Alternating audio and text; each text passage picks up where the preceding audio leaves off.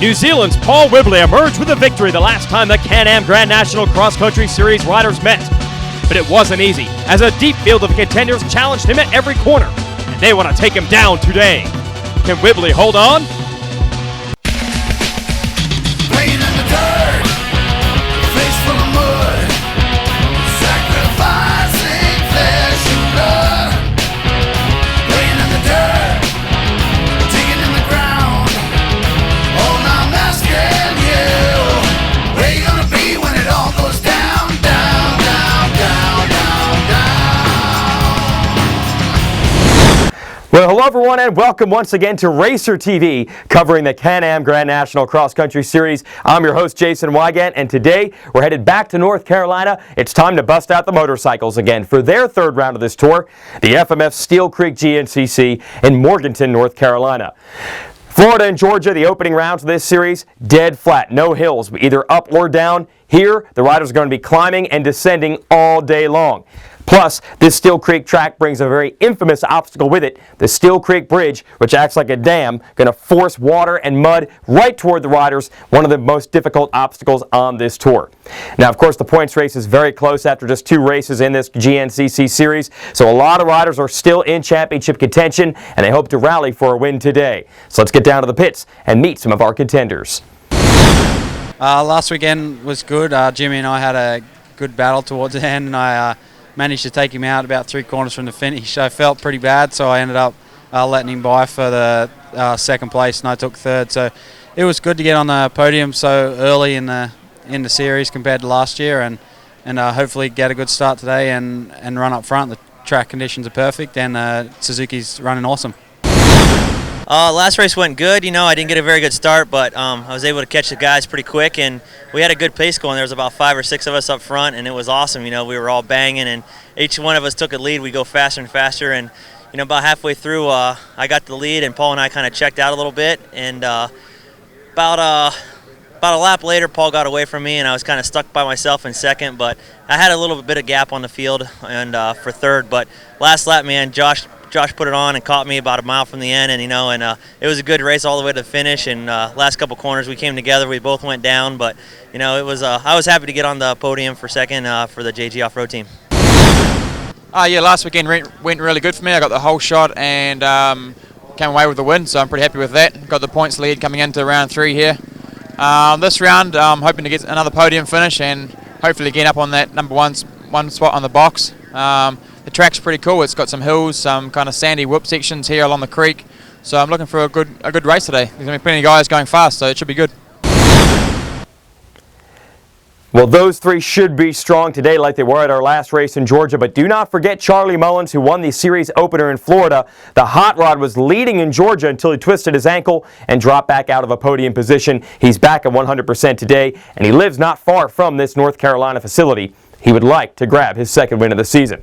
Let's go down to the starting line and see if Mullins or anyone else can get that whole shot, get that lead, and win today. Before everyone goes down to the starting line, they get their opportunity to get up close and personal with the top riders, the top teams, the top bikes, get some autographs. That's all free of charge once you enter the facility. And lots of fans have now gathered around the starting line area. It's get nervous time for guys like Josh Strang and Nathan Canny. Both had podiums this year. There's Mullins, who we mentioned, won the race in Florida. Barry Hawk still struggling with the suspension settings on his new 4-stroke. So let's see who takes it. Will someone be able to turn a good start into a good finish today, or will it be another come-from-behind charge that gets the job done?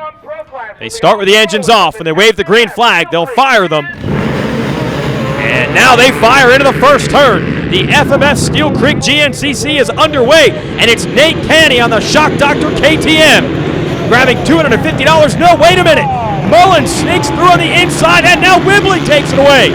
A drag race, all 3 riders, 3 different manufacturers battling for it, and Whibley's going to grab the spot. So it is Whibley out front again to the number 2, and Mullins right there. Mullins wants to lead, and he gets it. Hawk in the number 4 spot, then Strang. It's Corey McDonald and Ryan Gainey, Glenn Carney, Justin Williamson, and Kurt Caselli comes through next.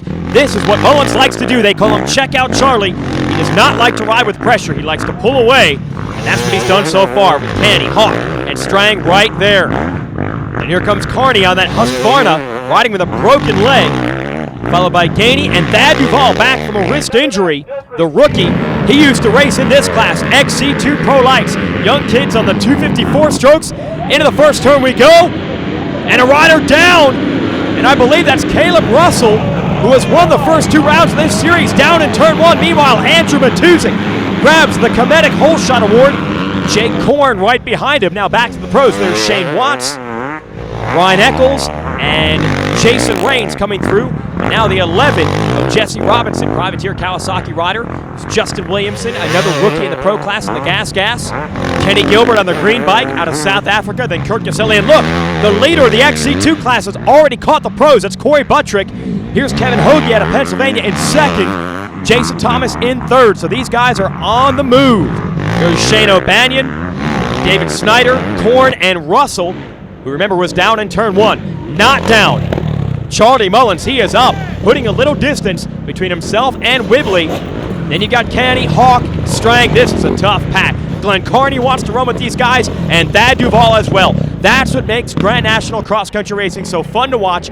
Everyone has a different strategy. Mullins likes to go early.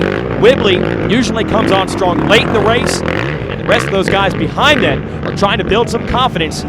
Whibley and Mullins have race wins this year. Guys like Canny, Hawk, Strang, Carney, and Duvall all want their first wins. Today could be the day. This field is deep. And speaking of deep, look at this water that Buttrick has to get through. He has already passed his teammate Caselli.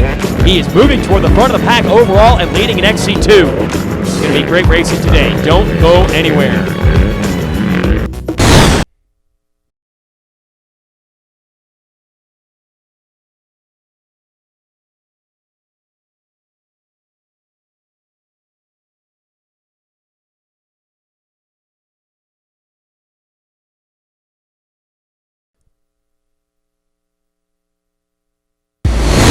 Racer TV is brought to you by Can-Am, Rocky Mountain ATV MC, Yamaha,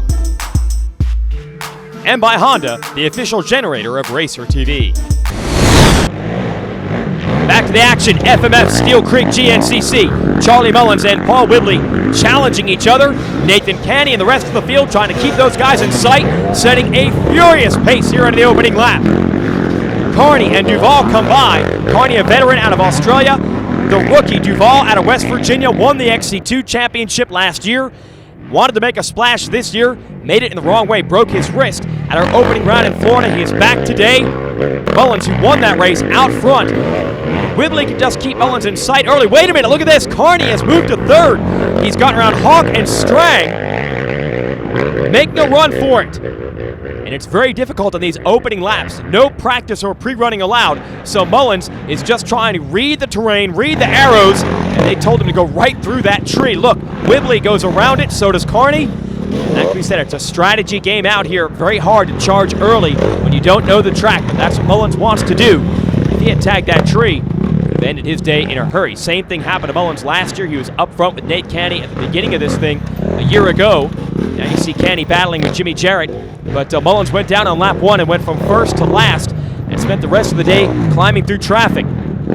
Just saw the number 12 of Corey Buttrick, our leader in XC2. There goes Matuzik in second. They've put Jason Raines behind them. Raines going between the trees. Time for the Rocky Mountain Spotlight. We'll be right back with more race action after this. Today's Rocky Mountain Spotlight focuses on RMA sprockets. Some of the toughest and best looking sprockets on the market are now available at a fraction of the regular price. Save up to 72%. Check out the lightened RMA front sprocket. It's manufactured to OEM specs using high-grade hardened steel, and it has lightning holes drilled for extra weight savings and grooves to help clear mud. The best part? It retails for just $575 instead of the normal $19.99 price. Or go with the standard front sprocket, retailing for $5.25 instead of the regular price of $15.99. Also manufactured to OEM specs using high-grade hardened steel for perfect fit and durability. Pair those up with the RMA aluminum rear sprocket, retailing for just $16.75 instead of the normal $59.99 price. It's manufactured from tough 7075 T6 aluminum and is a CNC machine to match original equipment exactly for a perfect fit and beautiful finish. Anodizing for protection, durability, and a factory look, and available in several colors. Hurry, all the RMA sprockets are limited to the supply on hand. If you want to save a whole bunch of money, order them now. Rocky Mountain ATV MC is the leading online seller of ATV and motorcycle parts, accessories, and apparel with an industry-leading website, free shipping on orders over $99 in the continental U.S., and a huge inventory of in-stock items. You're sure to get the products you need at the prices you want, shipped quickly to your door. Visit RockyMountainATVMC.com for more or call 1-800-272-6329 to request the catalog. We're racing. Charlie Mullins no longer feeling the pressure. Paul Whibley has lost contact and now has to deal with a charging Glenn Carney on the factory Husky. The next battle is between Strang and Duval. Duval feet ripped off the pegs there, a little mistake on that uphill. No such trouble, though, for Mullins. He really thrives when he gets out front early. That's why they call him Check Out Charlie. There's Whibley in the number 2 spot. Whibley switching from the Suzuki team to the Geico JG Racing Monster Kawasaki team. Carney shaking his hands out. A little arm pump early. Both he and Whibley often suffer from that. And there you see Strang and Duval. You see how conservative these guys are early. On these harder packed sections of the track, you can ruin your tires. So these guys are choosing to be conservative, except for Mullins, who has put the hammer down. And I think now that Carney has gotten himself into a solid top 3 spot, he has backed it down a bit as well. These are long 3-hour races. We'll see whose strategy, whose fitness, and whose equipment can go the distance. But right now, Charlie Mullins, who makes his racing home in Hickory, North Carolina, not far from here, has got to be feeling at home. Originally, he is from Ohio. Whibley, a Kiwi, and Carney, he's an Australian who also lives not too far from here in Hickory. Same thing with Strang. North Carolina has become the place to be for the GNCC pros. Hawk has lost touch. He was with that group early. He's lost some ground. He's going to have to charge his way back forward. It's so much easier to race with these guys when you can see them, and Mullins is aware of that. That's why he's trying to get far enough away from Whibley and Carney to where they cannot hitch a ride. He wants them to burn their energy to try to catch back up and not key off of him. Now remember, Mullins was leading, trying to do the same thing at our last race in Georgia. Then he twisted his ankle and dropped back to 4th. If he can keep that thing on 2 wheels all day today, he is going to be awfully hard to stop. But I've got the feeling that these veterans back here, they know exactly what they're doing. Don't count any of these guys out. Stay tuned.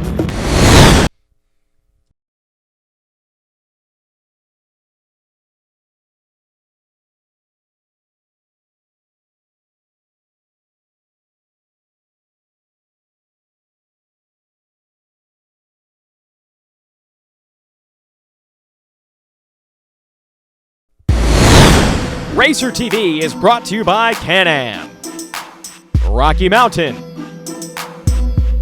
Yamaha, and by Honda, the official generator of Racer TV. Charlie Mullins continues to lead the FMF Makita Suzuki rider on that fuel-injected RMZ 450, riding this track like it's his own backyard, and in a lot of ways it is. Here is your battle. It's a 4-way battle. Whibley under pressure from Carney and Strang and Duval. And that's 4 different bike brands. That's the type of depth we have in the GNCC field in 2009. Whoa. Oh, and Duval, I think Duval just went down. You saw him start to swap on that Yamaha. And the young guy is not afraid to let it all hang out. And that was the fear this year. And yes, you see he is not with that group. No, he has not lost that much ground. He has picked it back up, and he is right there with Strang. And look at the way Duval is hanging it out. I thought he had stalled it or was going to crash. That's the danger with Duval. Lethal speed, but he is not afraid to push it over the edge, and sometimes that costs it. It looks like Strang has now moved into 2nd. So it's a Suzuki 1-2. Whibley back to 3rd. And then Carney under pressure from Duval. And if I were to guess, Whibley is not known for going all out early in the races. He gets arm pump, he gets tight. Arm pump, when you're not warmed up and you hang onto the handlebars so tight, the lactic acid actually gets flushed out of your arms, cuts off circulation. And I think that is what Whibley is suffering from right now. With that arm pump, it's so hard to hang on. You've got Duval back there and now some lap traffic. And Duval, another close call going around those riders. Meanwhile, back into the creek, Mullins, and there's the danger. You see these riders stuck all over the place, and Mullins, he was about to go down. He has to about face. He does a 180, And now trouble for Mullins. Everything was going his way. He can still not find his way through. Here comes the challenge. It's his teammate Strang. And look at that. Strang, piece of cake, makes his way through that section. He made up a lot of ground, picking his way through. Whibley attacks it next. He's back in front of Carney. And Whibley goes straight. And you see that's one of Barry Hawk's buddies, Jeff Miller, down there. And he's pointing out lines for everyone.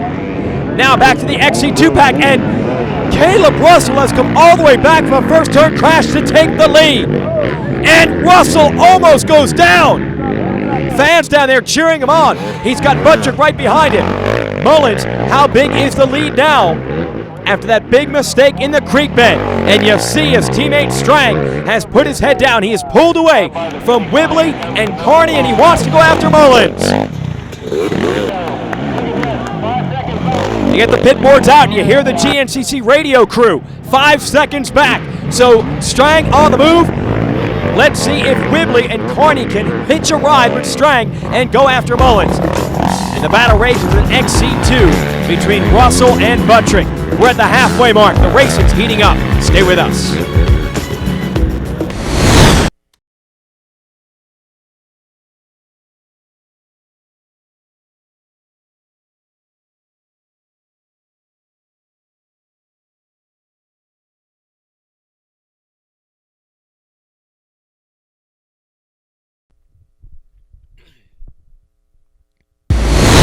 Racer TV is brought to you by Can-Am, Rocky Mountain, Yamaha,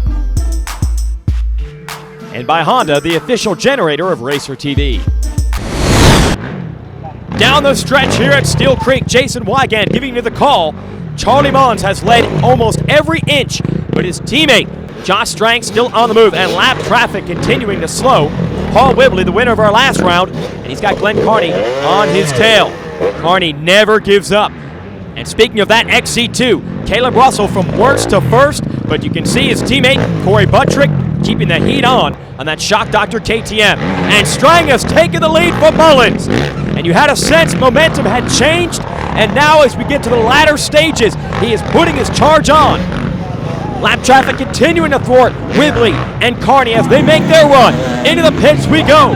Both Suzuki riders in. There's Chris Wolf gassing his man Strang, and Shane Nally gassing Mullins. And Strang gets in first and out first.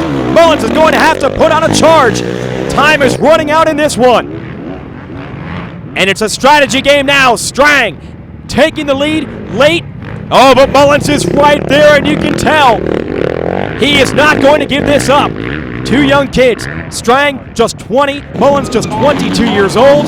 They both make their racing homes not far from here in North Carolina. And now a little bit of slower traffic impeding Strang. Mullins right there.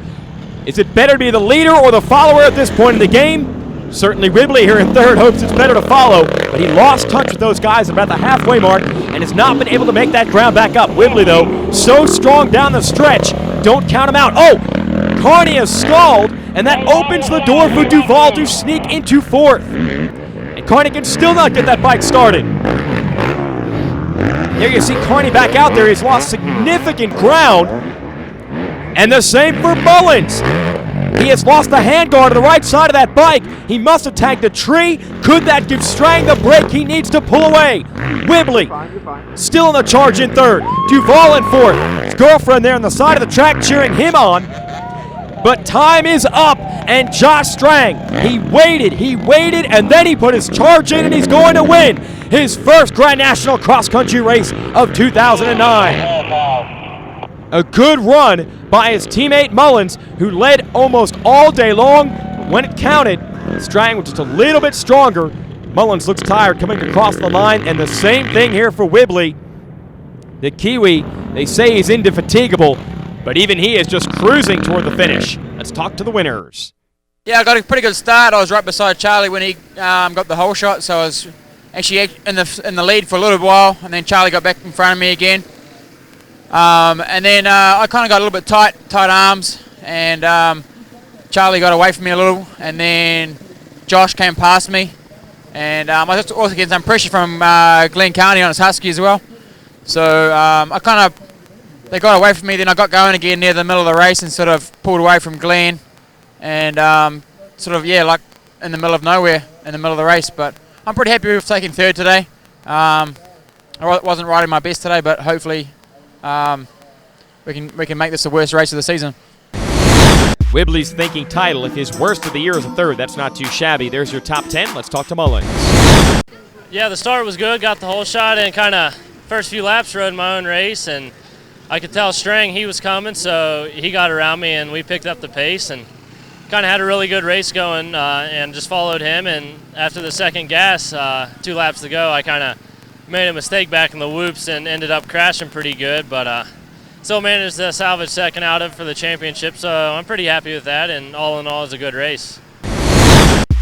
There's your points battle. Whibley still out front, but it's very, very early. Let's talk to Whibley. Today didn't get such a great start. Bike fired on the first kick, which was good, but was back in about 5th or 6th and stayed there for the whole lap, which was kind of stressed me out a little bit, and I had to just race the track, and I managed to get up into second behind Charlie when we went into gas, and then I got by him, and we really picked up the pace there for about a lap, and it was really good and fun, and I had a good day and pushed all the way to the end, and I'm really happy with how things went. XC2, Corey Buttrick fights back his first career win in XC2. Congrats to him, Russell and Matuzik on the podium. And let's show you how it all broke down today. The FMF Steel Creek GNCC, Charlie Mullins on the run early. And check out Charlie, did exactly that early on. Paul Whibley and Glenn Carney were fighting for second and third early. Meanwhile, in the XC2 class, Buttrick got out front. Russell tracked him down, and they went back and forth all day as well. But then Mullins had his troubles in the mud holes, and he also had to deal with a charging teammate, Josh Strang, who was really worked on his endurance for 2009, and that hard work paid off because down the stretch, no one could stop Josh Strang. 3 different races, 3 different winners thus far in 2009. Remember, Strang ran out of gas at round 1. He needs a few more wins, and he'll be right back in championship contention. And don't forget XC2 as well. Corey Buttrick, he'll learn how to open that champagne soon enough. For everyone here, I'm Jason Wygant. Thanks for watching.